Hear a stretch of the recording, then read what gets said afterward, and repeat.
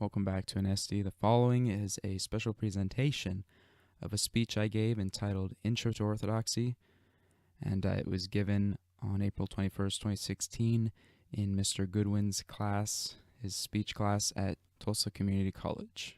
Enjoy. All right.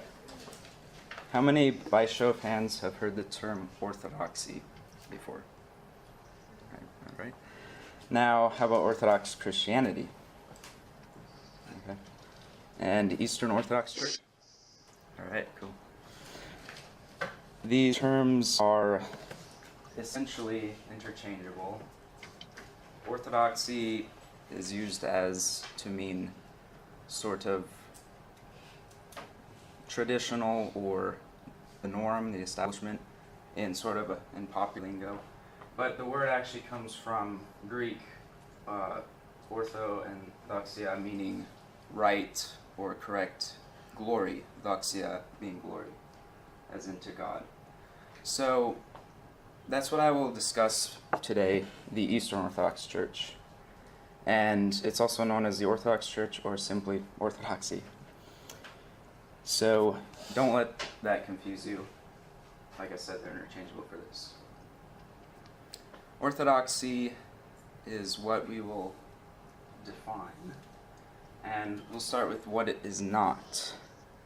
One could start with the history and just go right through in a chronological order with the origins and work up through to the modern time.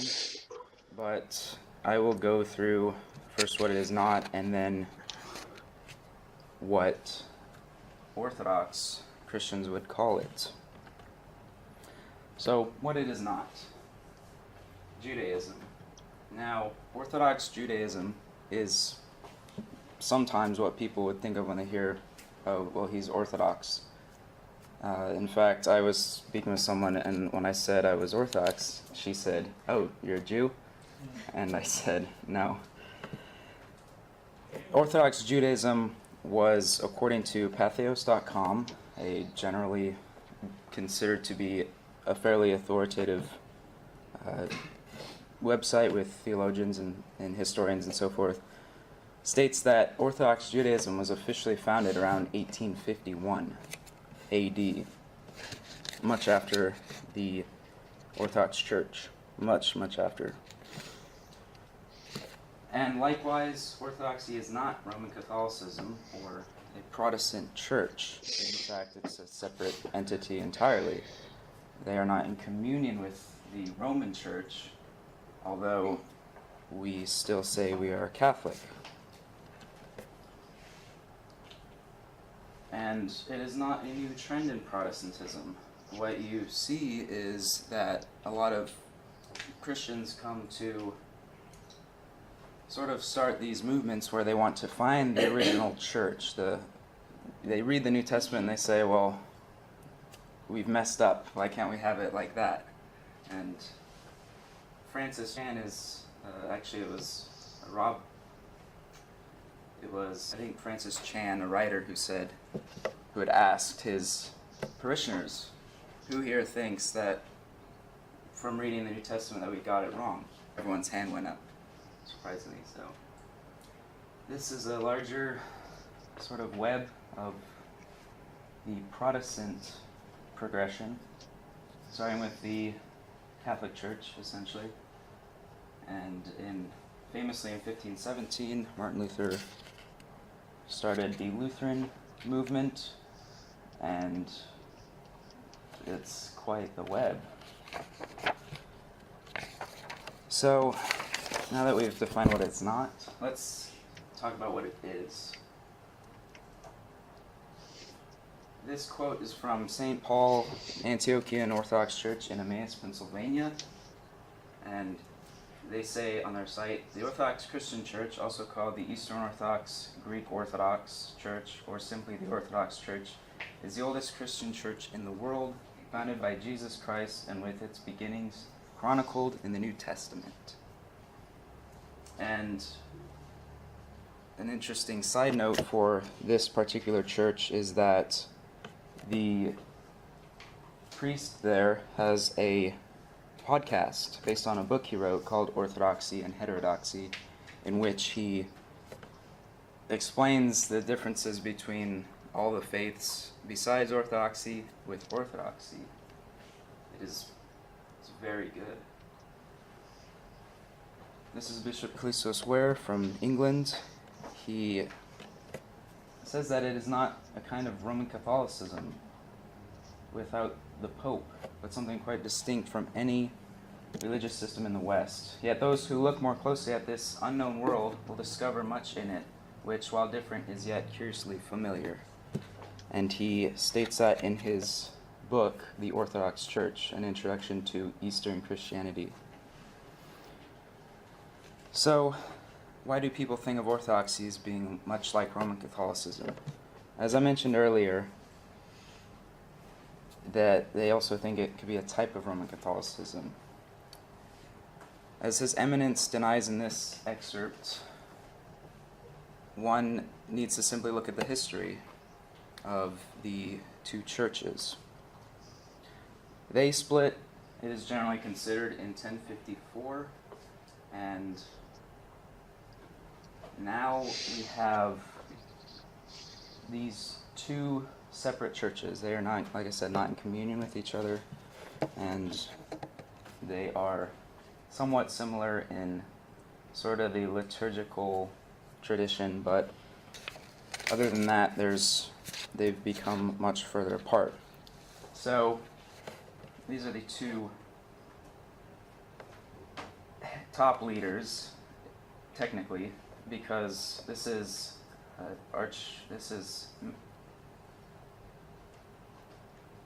Metropolitan. This is actually Ecumenical Patriarch Bartholomew I of Constantinople.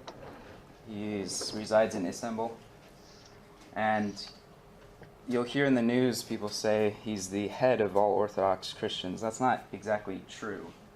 He is the first among equals, and in Latin it's called primus inter pares, which used to belong to the Pope in our view. But since the schism, the Bishop of Rome left, and now he is the singular head of the Roman Catholic Church, the Vicar of Christ, as they'll say, here on earth. So, we have four patriarchs. They've been located in first it was Jerusalem, Antioch, and Alexandria, notably. Constantinople came a little bit later, and each of those cities has an Orthodox bishop. This is the geography of the church in Europe. And the rest of this speech will cover geography and terminology, which I hope is interesting.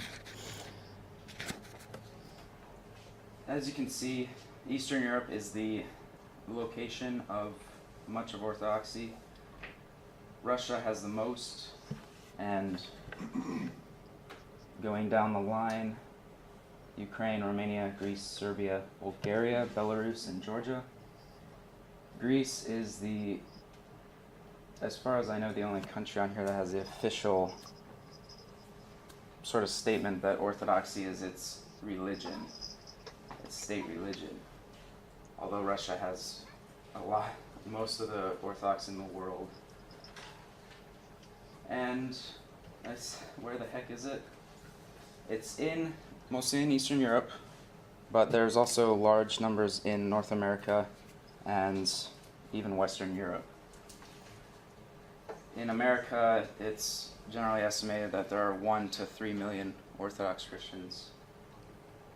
And now these are the words and symbols. We have the 3-bar cross, which you may see quite often in relation to Orthodoxy, especially Russian Orthodoxy.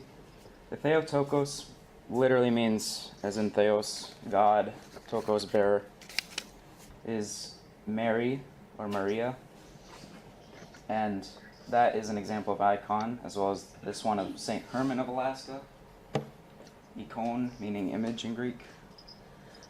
Mount Athos is the only independent monastic state in the world, meaning that it's a country essentially of monks, and they have dozens of monasteries there. They have for over 1,000 years now. Saints and martyrs, we honor the saints, much like the Catholics and other groups. And the Divine Liturgy of St. John Chrysostom was established well before the schism. It is still used today as the main order of the Mass, if you want to call it, the liturgy.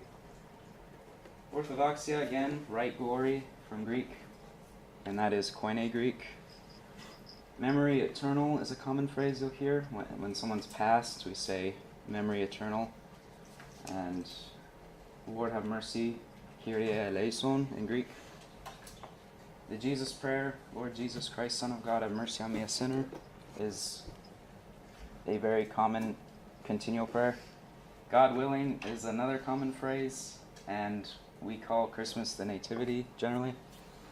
And Pascha is Easter, which comes up on May 1st for Orthodox Christians, and then Christos Anesti, meaning Christ is risen, which we will say on May 1st. These are the local parishes in Tulsa, if you were unaware. Holy Trinity Greek Orthodox, it's my parish in downtown, it's on South Guthrie.